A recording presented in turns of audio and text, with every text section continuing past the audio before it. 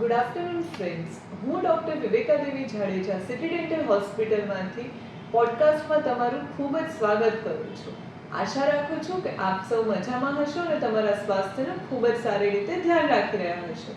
Friends, આજે આપણા પોડકાસ્ટમાં જોડાયા છે ડૉક્ટર હિરેન ઢોલરિયા, કે જેઓ MD ડર્મેટોલોજિસ્ટ છે ને સખ્યા સ્કિન કેર ક્લિનિકમાં પ્રેક્ટિસ કરે છે. ફ્રેન્ડ્સ, આજે સર જે ગેસ્ટ છે આપણા એ પણ બહુ જ ઇન્ટરેસ્ટિંગ છે અને ટોપિક છે એ પણ ખૂબ જ ઇન્ટરેસ્ટિંગ છે. આજે આપણે સર સાથે ડિસ્કસ કરશું કે આપણે સ્કિન કેર કેવી રીતે આપણે ઇમ્પ્રૂવ કરી શકીએ અને કઈ કઈ ટિપ્સ એન્ડ ટ્રિક્સ સર આપશે જે આપણે અપ્લાય કરશું તો આપણે સ્કિનને વધારે સારી રીતે ધ્યાન રાખી શકશું. તો સર, તમારું અમારા પોડકાસ્ટમાં ખૂબ જ સ્વાગત છે. Thank you. ઓકે, તો સર, આપણે જ્યારે સ્કિન કેરની વાત કરીએ તો ફર્સ્ટ એ ક્વેશ્ચન આપણા મનમાં આવે કે કઈ એવી મિથ્સ છે જે નોર્મલી લોકોમાં હોતી હોય છે સ્કિન કેરને લઈને? અત્યારના જમાનામાં જોઈએ તો ઘણી બધી એવી myths છે. ઓકે, બટ હું અત્યારે તમને જે કોમન જે myths છે એને હાઇલાઇટ કરી. ફર્સ્ટ ઓફ ઓલ આપણે જોતા હોય કે લોકો કહેતા હોય છે કે ઓઇલી સ્કિન હોય એમને મોઇશ્ચરાઇઝરની જરૂર નથી, બટ એ ખોટું. એકચ્યુઅલીમાં કેવું છે કે મોઇશ્ચરાઇઝર અપ્લાય કરવું અને ઓઇલ પ્રોડક્શનને કોઈ જ રિલેશન નથી. ઇનફેક્ટ મોઇશ્ચરાઇઝર અપ્લાય કરવાથી જે તમારી સ્કિન ડેમેજ છે એ એને રિપેર કરે છે. ઓકે, જો એવું છે કે હજુ બીજી મિથ્સમાં એવું છે કે લાઈક આપણે જોઈએ કે વિચારતા હોય લોકો કે ઓઇલી સ્કિન હોય વારંવાર ફેસ વોશ કરતા હોય. હા, તો વારંવાર ફેસ વોશ કરવાથી પ્રોબ્લેમ શું હોય કે તમારી સ્કિન હોય એ ડ્રાય થઈ જાય અને તમારી જે ઓઇલ પ્રોડ્યુસિંગ ગ્લેન્ડ છે એમને કાઉન્ટર સ્ટિમ્યુલેટ થઈને ઓર વધારે ઓઇલ પ્રોડક્શન કરે. ઓકે, બીજું સનસ્ક્રીન રિગાર્ડિંગ લોકોને મિથ્સ એવી હોય છે કે જોઈએ લોકો કહેતા હોય છે ક્લાઉડી સીઝન કે ઇન્ડોર્સ સનસ્ક્રીન એપ્લિકેશન જરૂરી છે.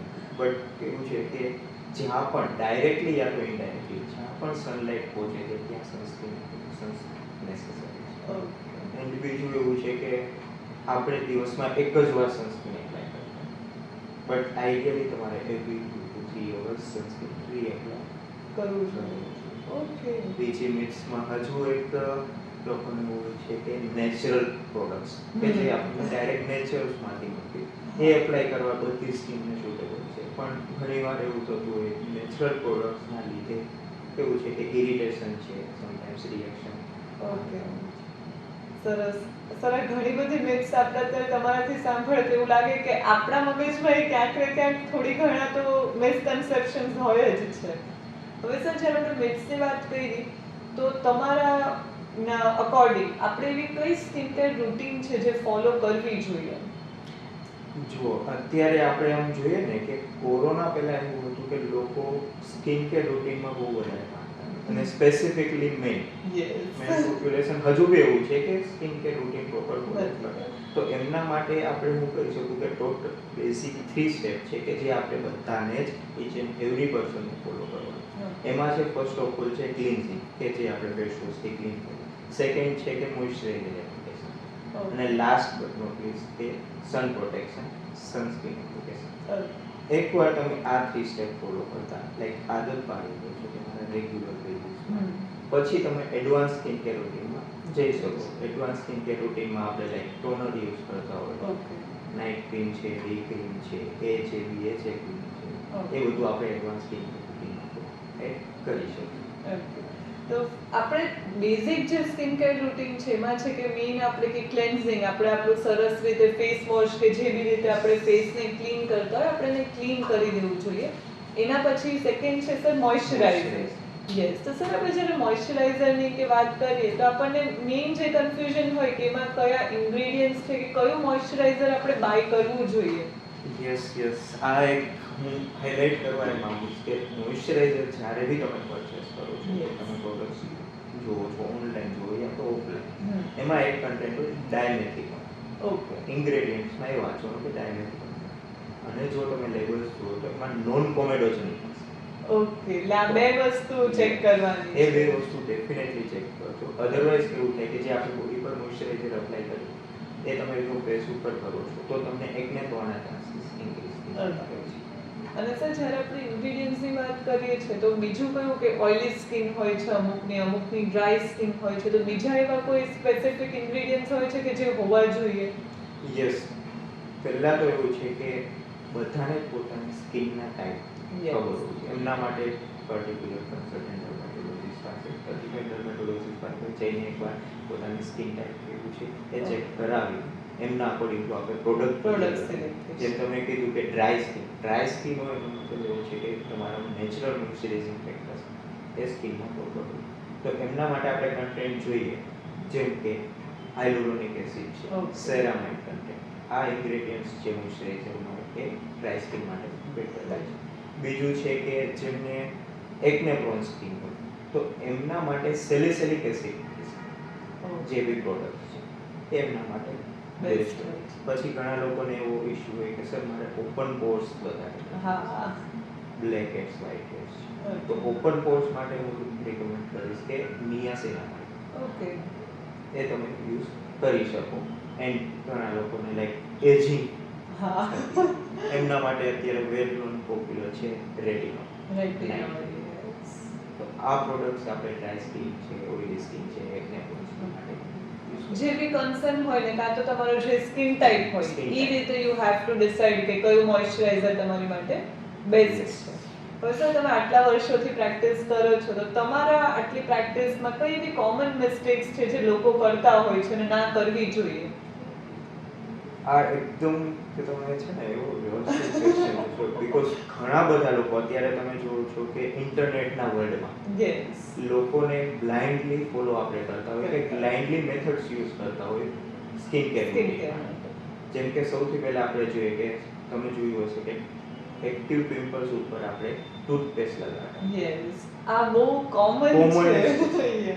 તો એમના લીધે એકચ્યુઅલીમાં કેવું થાય કે તમારો જે પિમ્પલ્સ છે ઓર વર્સન થઈને ડાર્ક સ્પોટ ઓકે સેકન્ડ એ છે કે આપણે સ્ક્રબ કરી હમ આપણને એવું લાઈક લોકોને એવું થતું હોય કે સ્ક્રબિંગ કરવાથી આપણું ફેસ જલ્દી ક્લીન થાય બટ એકચ્યુઅલીમાં વારંવાર રિપીટેડલી સ્ક્રબ કરવાથી તમારી સ્કિન થિક થતી હોય છે ઇરિટેટ થતી હોય છે ડ્રાય થતી હોય છે બીજું છે હજુ મિસ્ટેક્સ કરતા ઘણા લોકો લાઈક મેકઅપ સાથે જ ઊંઘી જતા હોય છે આમ કરવાથી કેવું થતું હોય કે તમને થોડાક જ ટાઈમમાં એક્ટિવ એકને ફ્લેર થતા હોય બીકોઝ જે મેકઅપ પાર્ટિકલ છે એ તમારા ઓપન પોર્સને બ્લોક કરી દે છે અને એ લાસ્ટમાં એકને કારણે પછી એ જ મિસ્ટેક કરતા ઇનઅપ્રોપ્રિએટ ઇનએડિક્વેટ સનસ્ક્રીન એપ્લિકેશન્સ આઈડિયલી આપણે જોયું હોય એ પૂછીએ કે ઓકે તમે સનસ્ક્રીન એપ્લાય કરો છો કે હા કરો કેટલું કરો છો તો લાઈક સર 1 ફિંગર આઈડિયલી જો તમારા ફેસ એન્ડ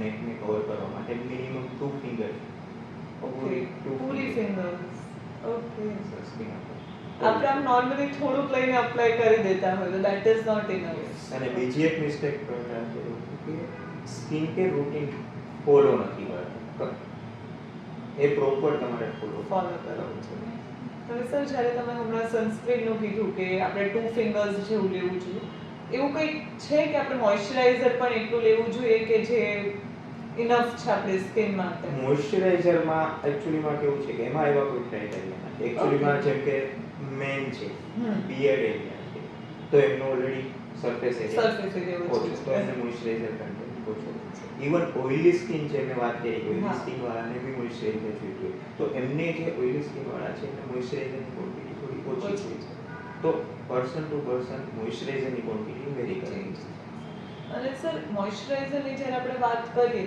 તો સવારે તો ચાલો આપણે ક્લીન કરીને લગાવ્યું ઇઝ ઇટ નેસેસરી કે આપણે રાત્રે પણ મોઇશ્ચરાઇઝર અપ્લાય કરવું જોઈએ યસ ઓકે એમની પાછળનું રીઝન એવું છે કે જ્યારે તમે રાત્રે ફૂલ ડે વર્ક કરીને આઉટર એન્વાયરમેન્ટને તમારી સ્કિન એક્સપોઝ થઈ પછી તમે ક્લીન કરો છો ક્લિન્ઝરથી તો તમારા જે પોર્સ હોય એ ઓપન થઈ ગયા ઓકે વિધિન 2 મિનિટ્સમાં ફેસ વોશ કર્યા પછી વિધિન 2 મિનિટ્સમાં અગર તમે મોઇશ્ચરાઇઝર અપ્લાય કરો છો તો તમને મેક્સિમમ બેનિફિટ ઓકે એટલે આ સરે બહુ સરસ ટીપ આપી કે આપણે જ્યારે પણ ફેસ વોશ કરીએ છીએ વિધિન 2 મિનિટ્સ આપણે અગર મોઇશ્ચરાઇઝર અપ્લાય કરીએ છીએ તો વધારે બેનિફિટ્સ આપણને મળે છે રેધર ધેન કે આપણે પછી આરામથી લેટ કરીએ છીએ ઓકે અને સર જ્યારે આપણે હવે મોઇશ્ચરાઇઝરની બધી વાત કરી કે બીજા પ્રોડક્ટ્સની વાત કરી એવી કોઈ હોમ રેમેડીઝ ખરી કે જે આપણે યુઝ કરી શકાય તમે એઝ અ ડર્મેટ સજેસ્ટ કરી શકો ઓડિયન્સને યસ હોમ રેમેડીઝમાં થોડાક પોઈન્ટ્સ છે કે જે હું હાઇલાઇટ કરવા માંગીશ કે તમે રેગ્યુલર બેસિસ પર યુઝ કરી શકો બટ એમની પહેલાં તમને તમારા સ્કિન ટાઈપ નીડ્સ ખબર હોવી જોઈએ. એ સામે જેમ કે આપણે એલોવેરા લગાવતા હોય ડાયરેક્ટ તે આપણે સ્કિનના મોઇશ્ચરાઇઝર કરે. બીજું છે કે રાઈસ વોટર છે.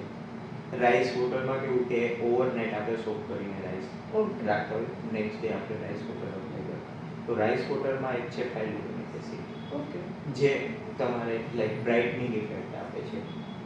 બીજો છે ફાઇટિક એસિડ, જે સુપર પોટેન્ટ એન્ટીઓક્સિડન્ટ છે એન્ડ મોઇશ્ચરાઇઝિંગ ઇફેક્ટ બી રાઈસ વોટર આપતું હોય છે.